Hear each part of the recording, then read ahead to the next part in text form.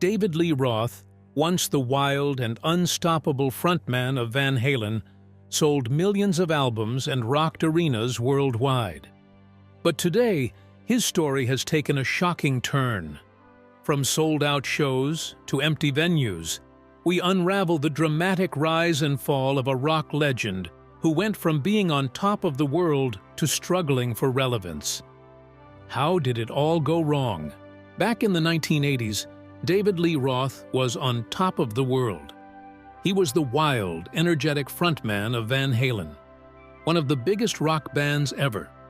Fans couldn't get enough of his high kicks, outrageous outfits, and party-all-night attitude. But these days, things look very different for Diamond Dave. Recent years have been tough for Roth. His shows get canceled because not enough people want to see him perform. He's dealing with health problems that make it hard to sing like he used to. And sadly, many people have forgotten about him. It's a far cry from his glory days with Van Halen. How did one of the rock's biggest stars fall so far? What went wrong along the way? In this video, we'll take a look at David Lee Roth's sad journey from rock god to fallen star. It's a story of success, excess, and the heavy price of fame. Riding high with Van Halen. To understand David Lee Roth's downfall, we need to go back to the beginning. What turned a bunch of party-loving musicians into one of the biggest rock bands in history? The answer lies in a perfect storm of talent, timing, and one man's larger-than-life personality. Van Halen burst onto the music scene in 1978 with their self-titled debut album. It was an instant hit, selling over 12 million copies by 2014. At the center of it all was David Lee Roth, the band's charismatic frontman. His energetic stage presence and flamboyant persona quickly became Van Halen's signature. Roth wasn't just a pretty face with a powerful voice. He was the driving force behind the band's image and business decisions. In fact, he was often called the de facto chairman of the board. His marketing savvy helped propel Van Halen to new heights of fame and fortune. The band's music was a perfect blend of hard rock and catchy pop hooks. This formula reached its peak with their 1984 album, aptly titled 1984. It featured their first #1 single, Jump, which showcased Roth's ability to appeal to both rock and pop audiences. The album's success cemented Van Halen's status as one of the biggest bands in the world. But it wasn't just the music that made Van Halen famous. Roth's wild lifestyle and larger-than-life personality captured the public's imagination. He became known for his outrageous antics and non-stop partying. The band gained a reputation as one of the most hedonistic acts in rock history, with Roth leading the charge. Roth's lyrics often focused on partying and women, themes that resonated with fans and contributed to the band's bad boy image. He lived the rock star life to the fullest, indulging in every excess imaginable. It seemed like the party would never end. However, beneath the surface, trouble was brewing. Roth's ego was growing as fast as the band's success. His wild behavior, while entertaining to fans, was causing tension within the group.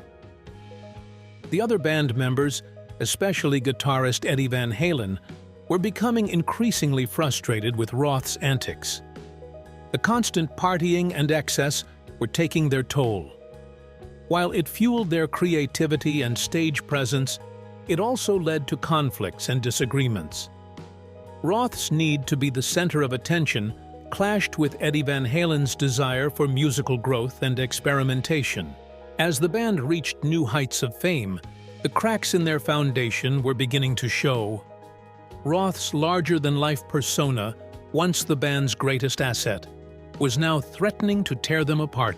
The wild lifestyle that had propelled them to stardom was now becoming a liability. But as Roth stood at the peak of fame, tensions were brewing behind the scenes. What seemed like a perfect rock and roll machine was quietly falling apart, And soon, Roth would make a decision that would shock the entire music world. The split that shook the rock world.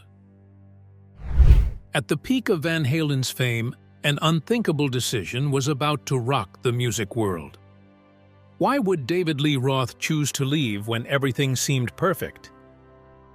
The reasons behind this shocking split reveal a darker side to rock stardom that few fans ever see. As Van Halen's success grew, so did the tension between David Lee Roth and the rest of the band, especially guitarist Eddie Van Halen. Their creative differences became more pronounced with each album.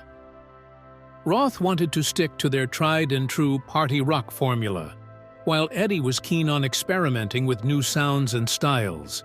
But it wasn't just about the music. Once the life of the party and the driving force behind Van Halen's wild success, Roth's need for the spotlight had begun to clash with Eddie's artistic ambitions, creating a rift that would soon become too wide to ignore. The wild lifestyle that had fueled their early success was becoming a liability. Things came to a head in August 1985, just months after the release of their mega-hit album, 1984. In a move that stunned fans and the music industry alike, David Lee Roth announced he was leaving Van Halen. It was like a bomb going off in the rock world. How could the voice of Van Halen walk away at the height of their success? The split wasn't pretty. In his autobiography, Roth wrote, "We cried, we hugged, and we split. 2 weeks later, I'm reading in Rolling Stone what an asshole I am." This quote shows how quickly things turned sour between Roth and his former bandmates. Eddie Van Halen had his own take on the situation. He famously said, "Dave left to be a movie star." This comment highlights the growing rift between Roth's Hollywood ambitions and the band's musical focus. It turns out, Roth had dreams of becoming an actor and wanted Van Halen to score his movie projects. This dream became a major point of contention. The aftermath of the split was messy and public. Both sides traded barbs in the press, airing their grievances for all to see. Fans were left shocked and confused. How could such a successful partnership fall apart so quickly? For Van Halen, the split meant finding a new lead singer. They eventually recruited Sammy Hagar, ushering in a new era for the band. But for David Lee Roth, the future was less certain. He was stepping out on his own, leaving behind the safety net of one of rock's biggest bands. At first, things looked promising for Roth. He had already released a successful solo EP, Crazy from the Heat, while still with Van Halen. This gave him confidence that he could make it on his own. But would his solo career live up to the heights he reached with Van Halen? Or had he made a terrible mistake? Solo success and the beginning of the end. David Lee Roth's solo career started with a bang, but would it end with a whimper?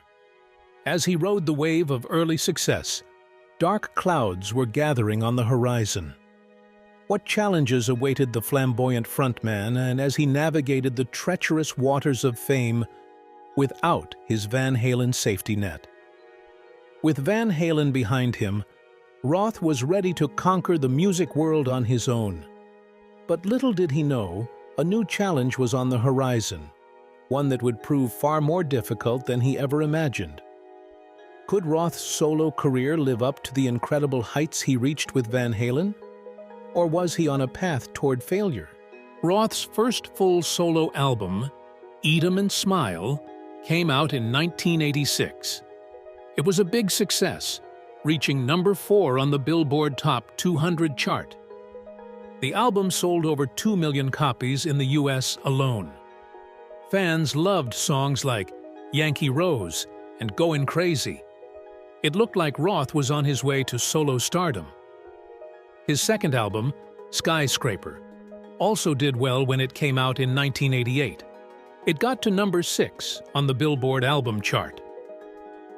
The single Just Like Paradise was a hit, but there were signs that things were starting to change. Some fans didn't like the new sound on Skyscraper. It was more experimental than what they were used to from Roth. As the 1990s began, Roth's star started to fade. His music wasn't selling as well as it used to. A big reason for this was the rise of grunge music. Bands like Nirvana and Pearl Jam were becoming popular. Their sound was very different from Roth's hard rock style. Suddenly, Roth's music seemed old-fashioned to many people. In 1994, Roth released an album called Your Filthy Little Mouth. It was the first time one of his solo albums didn't quickly become gold or platinum. This was a big change from his early days with Van Halen, when everything they touched turned to gold. Things got even worse in 1995. Roth tried to become a lounge act, performing in Las Vegas casinos. But not many people came to see him. It was a far cry from the sold-out arenas he used to play with Van Halen. Roth's personal life was also starting to show cracks. In 1993, he was arrested for buying marijuana in a New York City park. This kind of behavior might have seemed cool when he was with Van Halen, but now it just made him look sad and desperate. As the years went on, it became clear that Roth's solo career wasn't going to reach the heights of his time with Van Halen. He was struggling to stay relevant in a music world that was quickly changing around him. The long fall, comebacks, cancellations, and consequences. As Roth's star dimmed, a series of failed comebacks loomed on the horizon. How would the once unstoppable frontman handle the harsh reality of empty venues and harsh criticism? The price of his former glory was about to come due. David Lee Roth wasn't ready to give up on his rock star dreams just yet. In 1996, he briefly reunited with Van Halen, but it didn't last long. The old tensions quickly resurfaced, and Roth found himself on his own again. It was a painful reminder that his glory days with the band were truly over. Desperate to stay relevant, Roth tried something unexpected in 2002. He teamed up with his old rival Sammy Hagar for a tour. Hagar had replaced Roth in Van Halen, so fans were excited to see the two frontmen together. The shows made money, but they didn't do much to boost Roth's solo career. It was like watching two aging boxers trying to recapture their former glory. As the years went by, Roth's comeback attempts became less and less successful.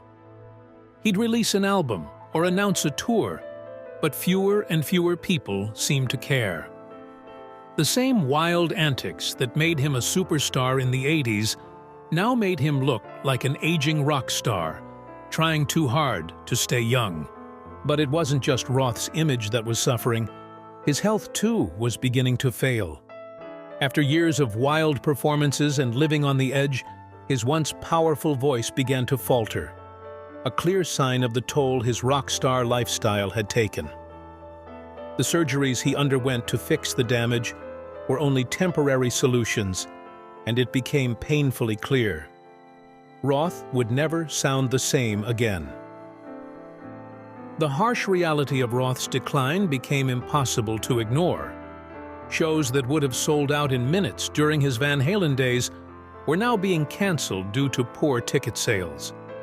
It was a far cry from the packed arenas and screaming fans of his heyday. Even other rock stars started to notice how far Roth had fallen. In a particularly painful moment, Gene Simmons of Kiss publicly criticized Roth. Simmons said that Roth was past his prime, a devastating blow for a man who had once been the very definition of rock star cool. As Roth struggled to stay relevant, the music industry was changing rapidly around him. New genres were taking over, and the type of hard rock that made Van Halen famous was falling out of fashion. Roth found himself caught between trying to adapt to the new trends and clinging to the sound that had made him famous. In 2022, Roth finally admitted defeat. He announced his retirement from performing marking the end of an era in rock music. It was a sad moment for fans who remembered the energetic, charismatic frontman who had once ruled the airwaves and MTV. The Price of Fame.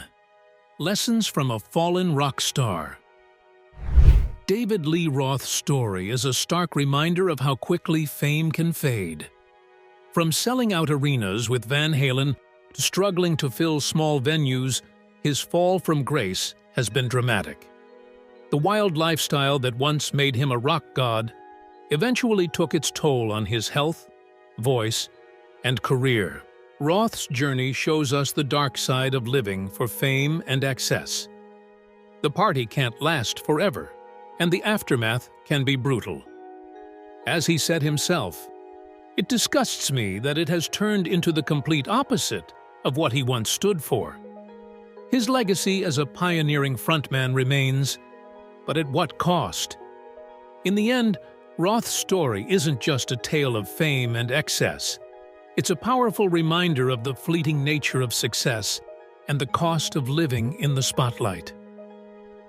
His story shows us that true fulfillment isn't measured in platinum records or roaring crowds, but in the quiet moments of personal balance.